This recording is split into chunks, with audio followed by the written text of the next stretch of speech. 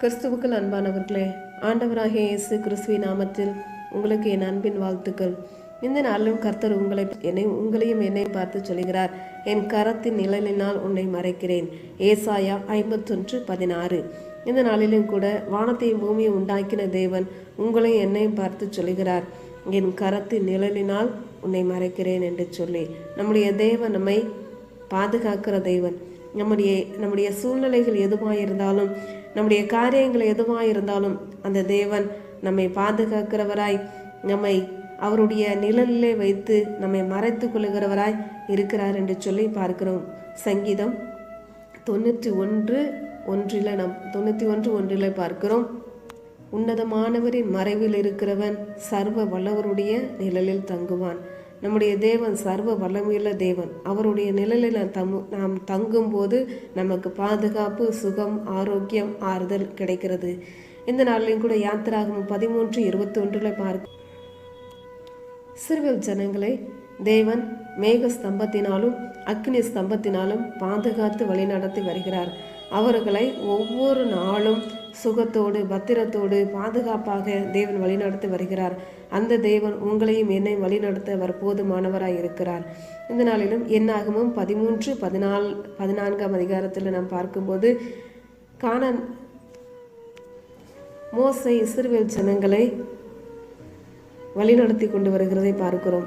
கானானை நெருங்கி அவர்கள் சேருகின்ற சமயத்தில் கானானை சுற்றி பார்க்கும்படியாக 12 கோத்திர பிதாக்களை அவர் அந்த தேசத்தை சுற்றி பார்க்கும்படியாக அனுப்புகிறார். அதில் 10 பேர் அந்த ஜனங்களுடைய காரியங்களையும் அந்த ஜனங்களுடைய பராக்கிரமத்தையும் குறித்து அவர்களிடம் அந்த ஜனங்கள் மத்தியில் ஒரு பயத்தையும் ஒரு கலக்கம் உள்ள ஒரு காரியத்தையும் அவர்கள் சொல்லுகிறதை பார்க்கிறோம். அந்த கலக்கமான காரியத்தை பார்த்து ஜனங்கள் மிகவும் சோர்ந்து போகிறதை பார்க்கிறோம். ஆனால் என்னாகமும் 14:9 யோசுவாவும் காலேபும் மாத்திரம் நல்ல வார்த்தைகளை, விசுவாசமான வார்த்தைகளை, கர்த்தருடைய வார்த்தைகளை அவர்கள் சொல்லுகிறதை பார்க்கிறோம்.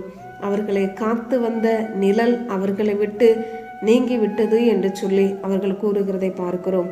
அவருடைய வார்த்தையை நாம் நம்புவோம்.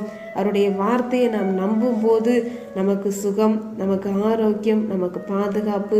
அவருடைய கரத்தின் நிழலினாலே நம்மை வைத்து அவர் மறைத்து பாதுகாக்கிறவராய் இருக்கிறார். வானமும் பூமியும் ஒளிந்து போனாலும் என் வார்த்தை ஒளிந்து போவதில்லை என்று சொல்லி மத்தேயு 24:35 கர்த்தர் சொல்கிறார். இந்த நாளில் கூட அந்த தேவன் உங்களையும் என்னையும் காத்து வழிநடத்த அவருடைய கரத்தின் நிழலினால் மறைத்து கொள்ள அவர் போதுமானவராய் இருக்கிறார். ஜெபம்.